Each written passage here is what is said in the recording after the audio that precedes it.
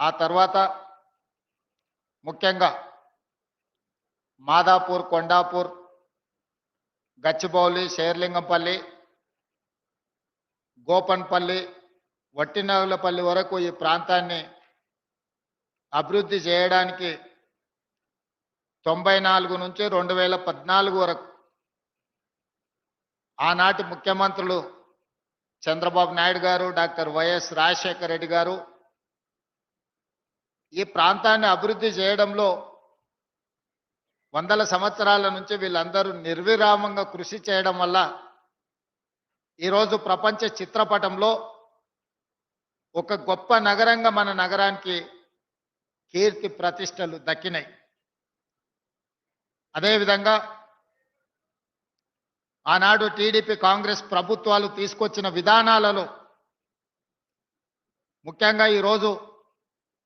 మనందరం రాజీవ్ గాంధీని గుర్తు చేసుకుంటున్న సందర్భం. గచ్చిబౌలి ప్రాంతం ఫైనాన్షియల్ డిస్ట్రిక్ట్ కావచ్చు, లేకపోతే నాలెడ్జ్ పార్క్ ప్రాంతం కావచ్చు, రాయదుర్గం ప్రాంతం కావచ్చు, ప్రపంచంలో ఉండే 500 ఫార్చ్యూన్ కంపెనీలలో 85 ఫార్చ్యూన్ కంపెనీలు ఈరోజు ఈ ప్రాంతంలో వాళ్ళ కార్యక్రమాలను నిర్వహిస్తున్నాయి. ఐటీ దిగ్గజాలైన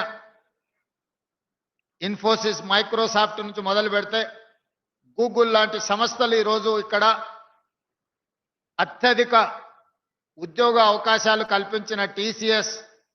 హెచ్సిఎల్, కాగ్నిజెంట్ లాంటి సంస్థలు ఈ ప్రాంతంలో లక్షలాది మంది సాంకేతిక నిపుణులు, ముఖ్యంగా గ్రామీణ ప్రాంతాలలో నుంచి చదువుకున్న యువకులు ఈరోజు ఐటీ రంగంలో రాణిస్తున్నారంటే ఆనాటి దేశానికి రాజీవ్ గాంధీ గారి కంప్యూటర్ని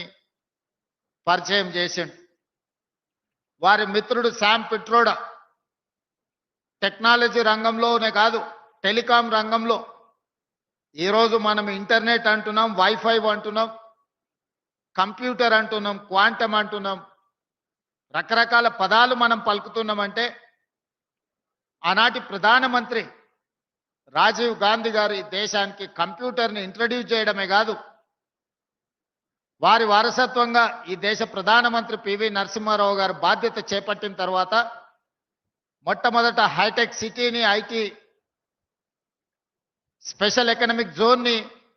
ఆనాడి ఉమ్మడి ఆంధ్రప్రదేశ్కు వారు మంజూరు చేసింది. మొట్టమొదట హైటెక్ సిటీకి పునాది రాయి నేదురుమల్లి జనార్దన్ రెడ్డి గారు ముఖ్యమంత్రిగా ఉన్నప్పుడు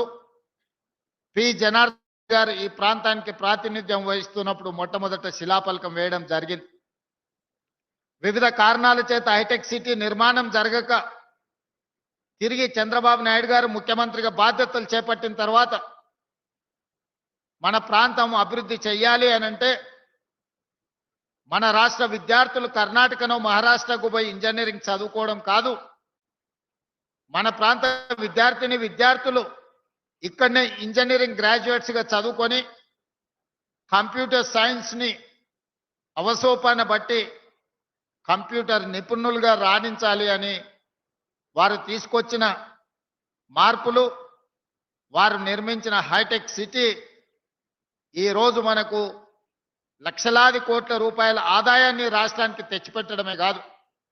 ఈరోజు ప్రపంచంలో ప్రసిద్ధిగాంచిన కంపెనీలు ఈ ప్రాంతానికి రావడం జరిగింది. ఈరోజు ఈ ప్రాంతంలో ఉన్న గచ్చిబౌలి స్టేడియంస్ కావచ్చు, ఈ పక్కలో ఉన్న ఎంఆర్ సంస్థ నిర్మించిన బోల్డర్ హిల్స్ కావచ్చు, ఈ ప్రాంతంలో ఉన్న ఐటీ కంపెనీలు కావచ్చు, ఆనాటి ముఖ్యమంత్రులు దూరదృష్టితోని ఈ ప్రాంతం అభివృద్ధి చెందాలంటే చదువుకున్న యువకులకు ఉద్యోగ ఉపాధి అవకాశాలు రావాలి, అప్పుడే వ్యవసాయం ఒక్కటే మనకు జీవన ఆధారం కాదు. కుటుంబంలో 4 అన్నదమ్ములు ఉంటే ఒకరు వ్యవసాయం చేయాలి, ఇంకొకరు వ్యాపారం చేయాలి, ఇంకొకరు ఐటీ రంగంలో రాణించాలి అని ఆనాడు ఆ ముఖ్యమంత్రులు ఆలోచన చేయడంతో ఈరోజు మనలో లక్షలాది మంది ఐటీ నిపుణులుగా కాదు, అమెరికాలో సిలికాన్ వ్యాలీని మనం ఈరోజు శాసిస్తున్నాం. ఈరోజు అమెరికాలో సంస్థలు నిర్వహిస్తున్న మన ఐటీ నిపుణులు, ఉద్యోగ బాధ్యతలు నిర్వహిస్తున్న మన ఐటీ నిపుణులు